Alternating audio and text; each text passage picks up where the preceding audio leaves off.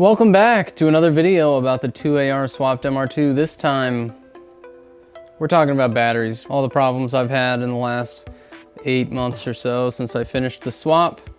And the TLDR is, if you want to drive your car in the cold, you can't use a lithium-ion battery. It's not worth it. I had a lot of problems using this LifePo4 or lithium-ion NOCO NLP14 battery. It might be fine if you're never going to drive your car when it's below 40 degrees Fahrenheit.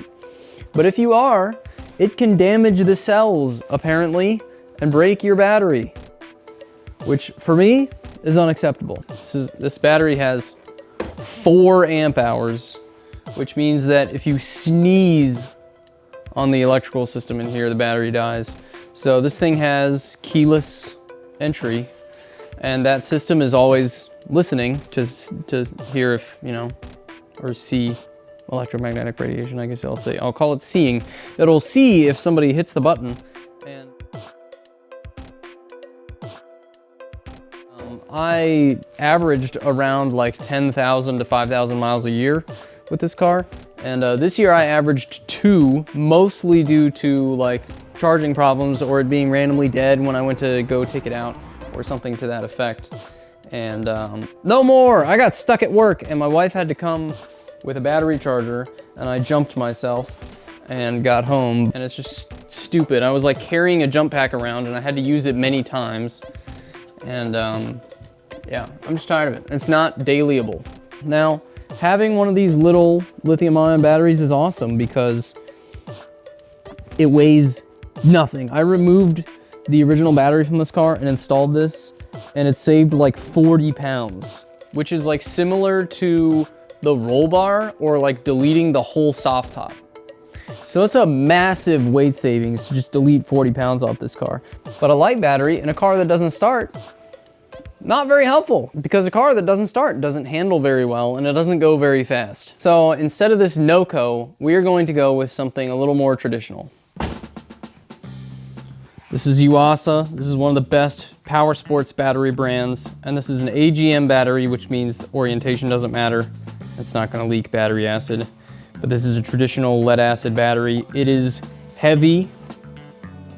I can lift it with one hand, but it's definitely difficult. This is comically light in comparison. This is so freaking light.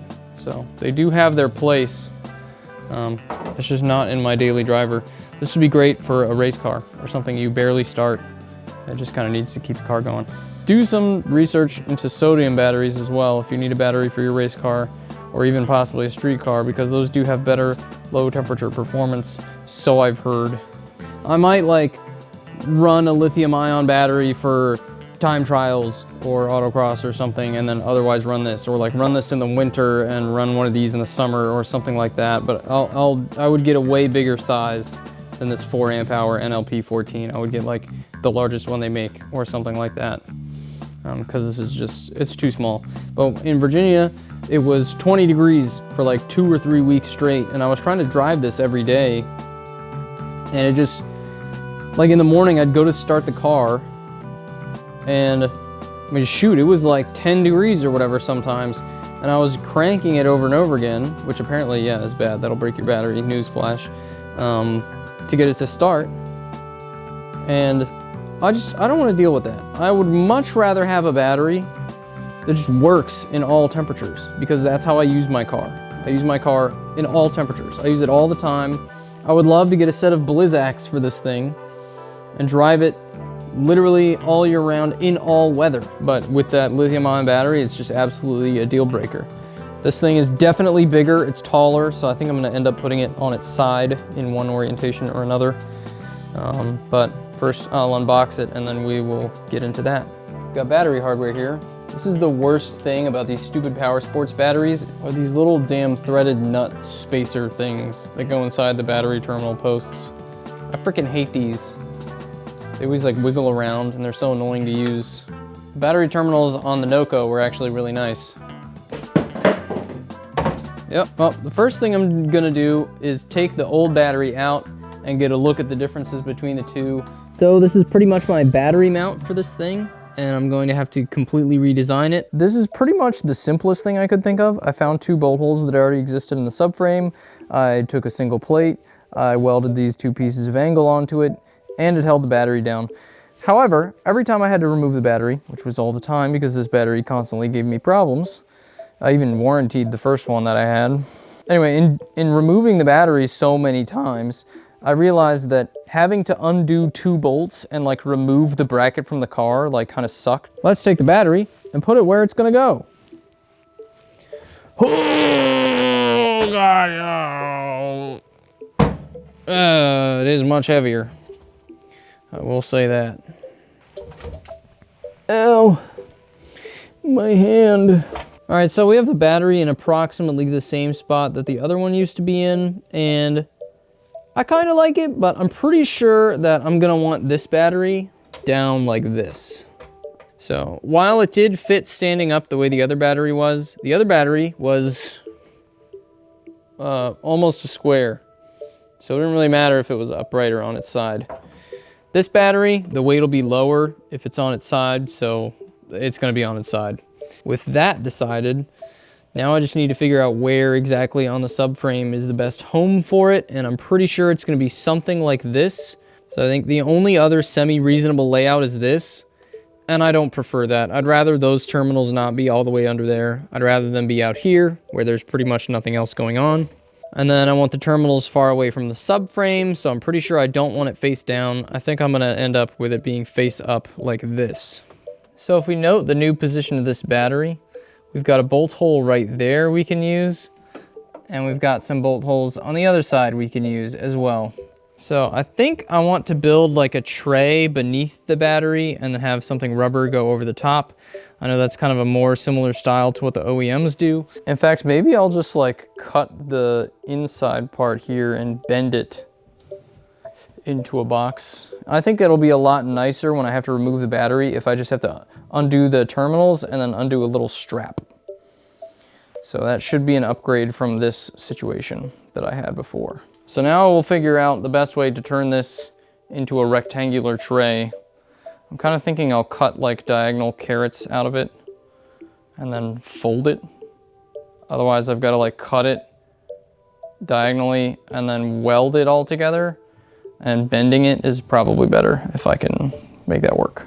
So let's try that.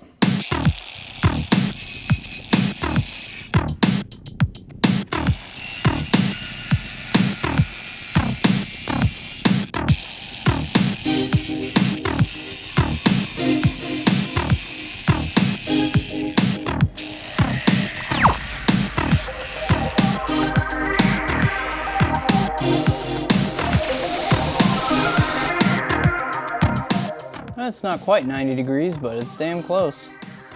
I'll take a little more off of this side, I think.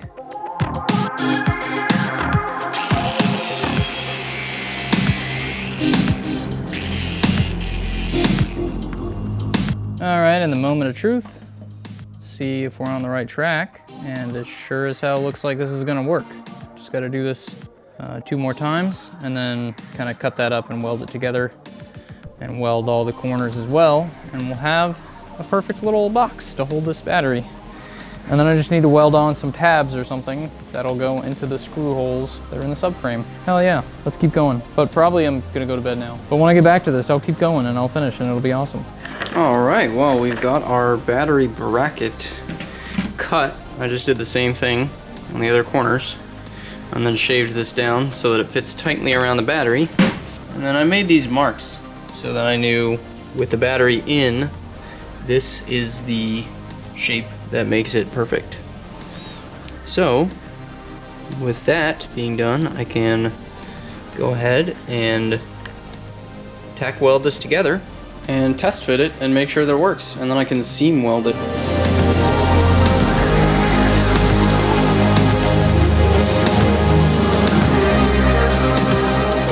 This stuff is not meant to be welded on. I have the wrong kind of metal for this. I guess this metal is zinc plated already.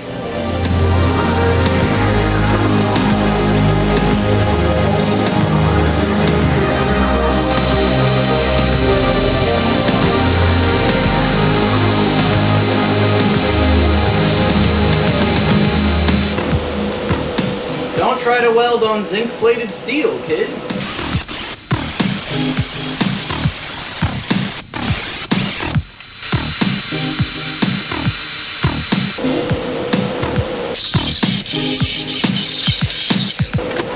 So, this is all the nasty stuff because of the zinc coating.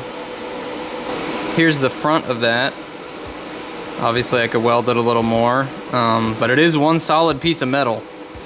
It's not very pretty. But you're also not supposed to weld on zinc coated metal. So I bought this over a year ago, and I didn't even realize this was zinc coated. So I'm very new to all this. Don't make fun of me too hard, or make fun of me as hard as you want and I'll just ignore you. Either way. Yeah, I should go just get some raw steel, but I don't want to. So let's make sure the battery still fits in here.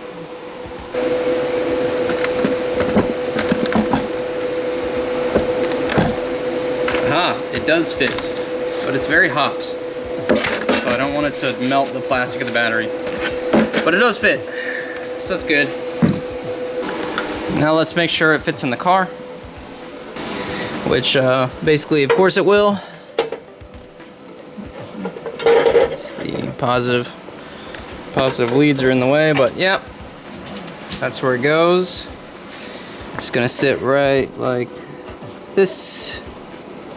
And I'm going to weld on a little tab right there for it to bolt onto, and weld on a tab there. And then I will put a bolt through the tab, which will hold the bracket to the car, and then I will put the battery in the bracket, and the bracket will hold the battery to the bracket, and the bracket will be held to the car with the tabs by the bolts. And then on top of the battery, there will be a strap, and the strap will need tabs to help be held to the bracket, so that the strap can hold the battery in the bracket, and the bracket can hold the battery to the car. It's very complicated. Alright, well I did this tab first, and yeah, this was not very smart, because I ended up with overhang that I'm going to have to like grind off or something, and also it's not very straight. Attempt number 2 was this one. And this one looks much better. There's not that overhang. And I just did this one completely differently. So I almost want to just take this other one off and start again, but that's basically just going to be as much work as fixing it. So I'm just going to fix it and, I don't know, move on. Yeah, so these now are here, and now I need to drill holes. And yeah, then the battery will be horizontally mounted, and then I just need to get tabs on the side of here for the battery strap to hold the battery on. Alright, so I tried this out on this one already, and it worked great, so I'm going to show you on here. Got a old drill press I got at a yard sale. Go ahead and take this out. Put in this little tiny bit here that you can barely see. Gonna adjust the base here, because we only have about 2 inches of throw. And I'm pretty sure this stuff is not cutting lubricant, but I'm gonna spray it on there while I cut. So hopefully that helps. Oh, jeez. Hopefully that helps, he says.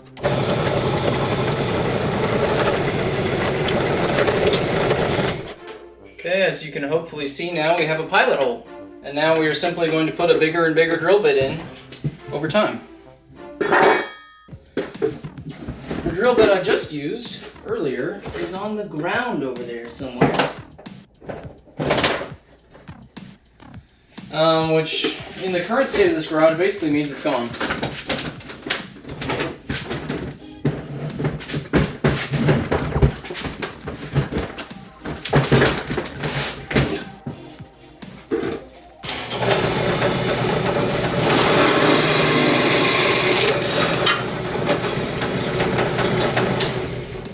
Now we have a bigger hole. Wow. It's amazing how that works. We're making a huge increase in the hole here, so definitely gonna need some lube.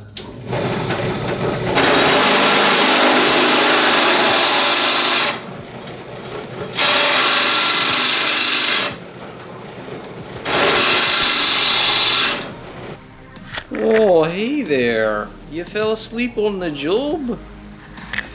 So anyway, before this memory card filled up, what you missed was I hammered a little hook into this little tab. I'm gonna weld on the side of this bracket here, and that's gonna hold this strap. And then on the other side, I'll make something else. I haven't figured that out yet. But yeah, basically just put this on the vise here, use the spider spare tire thing, and just hammered the crap out of this until it bent over. I wanted a little more of a full U, but it's just hard to keep hammering with that much space, so it didn't really work out. But that's alright, we'll just remove this here. I've not bolted this down to my table yet, please don't make fun of me. Oh, rats. Alright, now we've got our little bracket here, we've got our piece, and we're going to go ahead and weld that up. We're just holding it on with some vice grips. Should be pretty easy.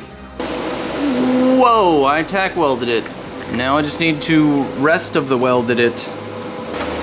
Whew, whew, whew. Hot. There's the battery in the battery bracket. And here is the hook. And now I need to get something over here to put this end on, which will probably be something that's about the same. I will do some measuring and cutting and whatever, and then I'll update you again. Well, welded just a little flat tab here, and it actually works great. I picked it up and shook it upside down by the bracket, which I guess I could just show you. So I've attached a metal tab, and on the back, remember, we've got a hook. And now you can do this.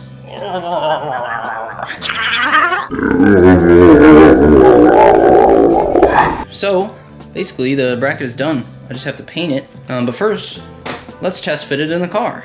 So here it is in the car finally, and it's not just for show this time. It's actually in there. Yeah, so it's now in there. It's bolted down.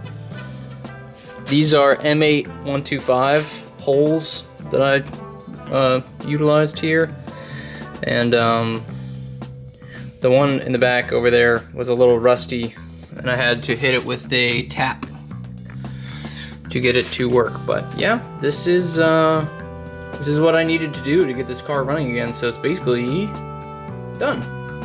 Woo! Yeah. How about it? Awesome. Let's go outside. Oh, hi Lulu. What are you doing, big girl? Oh, hi Lulu. Oh, and Nanook. Hello, Nanook. Hello. Hey, buddy.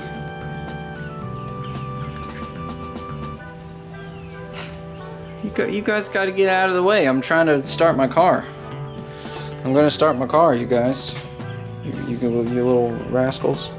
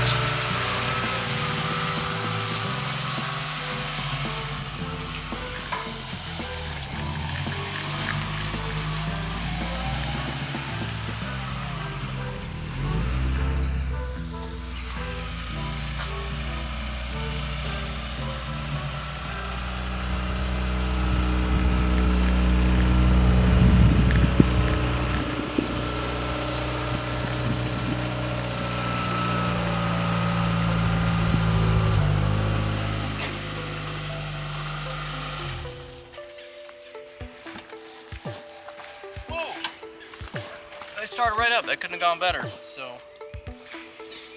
hopefully, after long-term testing, it continues to be enough battery to actually start the car and not die as much and be as unreliable as the lithium-ion battery I had before. But we'll see. There will be updates, of course. All right. I guess that was a success. I don't know. Yeah.